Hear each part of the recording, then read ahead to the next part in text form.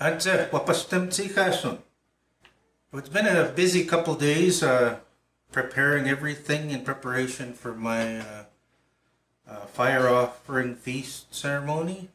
And I, at first, I was thinking that I was going to film the whole process, but as I was preparing the fire and everything this morning, I kind of thought, well, it didn't feel quite right to me to tape that, but I will be describing everything. Uh, but the actual ceremony itself, I'm not going to be taping, uh, just because within my teachings, because that's a ceremony and because I'm going to be using my personal prayers as I'm giving the offering, I thought that I need to keep that personal because as a spiritualist and a traditional spiritualist, that is my teaching. So I'm just going to be, we're not going to be taping that. However, I will describe it. So we've got all of our feast dishes here. So all the nose, the heart, the tongue, the jaw from the moose, I've got them all here. They're all cooked. They've been slowly cooking overnight, and they're just super tender. You just poke right into them. Over here we've got the tripe and those innards, those insides. Over here, so I've made some vegetables as well as some chicken in there, just because a lot of times we have people who aren't accustomed to these traditional foods, so we always have something to feed everyone, along with some vegetables, potatoes, carrots, celery, and onion pieces. So again, I've got the vegetables in with some chicken there. Over here, I've made my legume tea, the wild mint that I picked. I've made tea with it.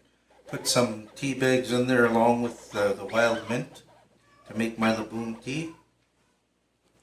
Over here, the bannock that we made especially for the feast.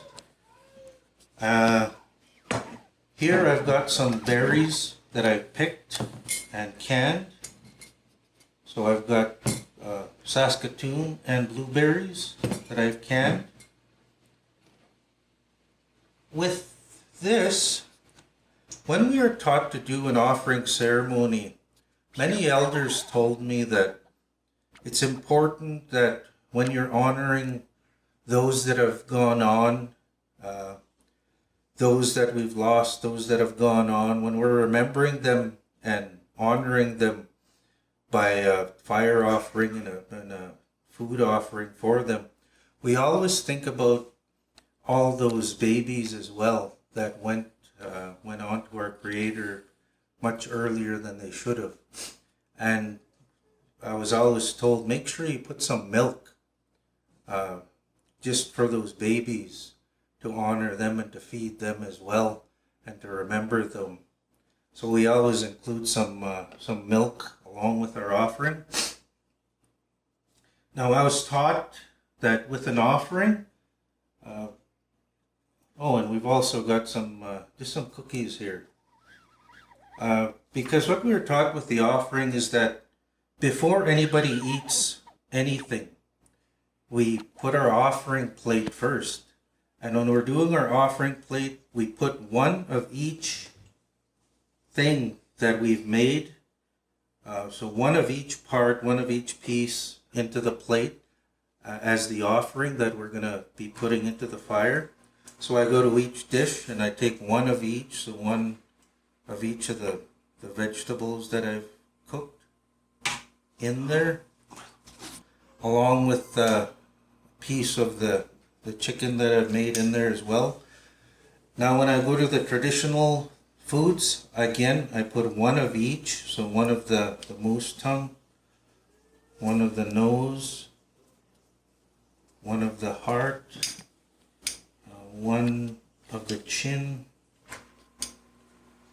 Then I go to the innards, the tripe, and the other innards, one of each. Of course, piece of my bannock, the cookies that we put, and we put those there because again, along with the milk for the young ones as an honoring to them. With the berries as well,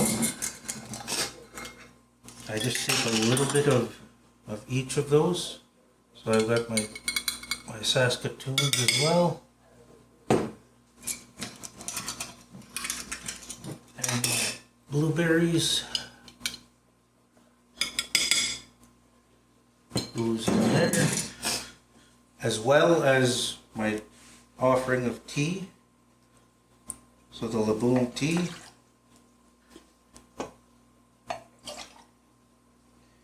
And when I was told you put all of these as though you were actually giving them to an elder, because traditionally we are. So I've added sugar to the tea. Put that on the plate, along with my milk for the babies and the little ones that we've lost, just out of remembrance of them. So now that I've got everything on here, what I will do is I will be, I've already got a fire going. So what I do next is I smudge myself, then I smudge all of the food, then I put some smudge into the fire, and then I add some justimao, some tobacco to the fire as well, and then just a little bit of justimao on my plate here as well, or tobacco on my plate. And then when I'm, before I put it into the fire as the offering, I actually say a prayer. I give thanks to Creator for all of these gifts. And then I ask the Creator and Musom Skotil, or the Grandfather Fire, to carry this food to all of my family, Kakyo Wakumaganak, that have gone on and that are in spirit right now. I ask Musom Skotil, Grandfather Fire, to take this offering to them so that they can eat and they can gain strength from it. And from getting strength from it, they in turn will get strength to be able to pray for us and to watch over us here still in physical form. So that's what I do. I usually hold my offering plate like this, and I go to the four directions and I say the same prayer. I ask Creator and Musom Skutio, the fire, to take this to all of my relatives, Kakyo Wakumaganak, Kakyo Achak, to take it to all of the spirits. And traditionally a lot of people will name and call or name somebody that they're really missing, and they just say their name and tell them to come and eat and accept this offering as strength for them in that spirit form. But what I was told from the elders that I've worked with is often a lot of those that have gone on, once they're gone, nobody really offers them this kind of remembrance or this kind of food offering through the fire. So the elders teach us that when you're doing an offering, a fire offering, and putting food into the fire like this to send it on in remembrance of all of those spirits, you include all spirits, so all those that have gone on, just so, especially those that just sort of get forgotten about and never have anything like this for them, because we're told even with spirits, just like in life, we always think about all people. We're told even once we've gone on, we need to remember all those that have gone on. So in this way, when we do the offering, we invite all those that have gone on to come and share the meal. So that's the teachings that I was given. So like I said, I'm going to take this now and do my offering ceremony out by the fire. But I just wanted to give you an idea of what I'm going to be doing.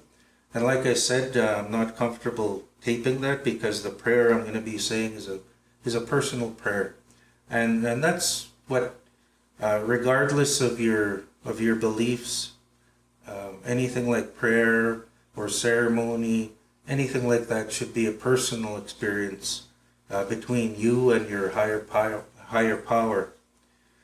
So I hope you've learned something from this journey, and hope you take some learning away with you. So kinanas konti na mga ka, kiyaw. Hay hay.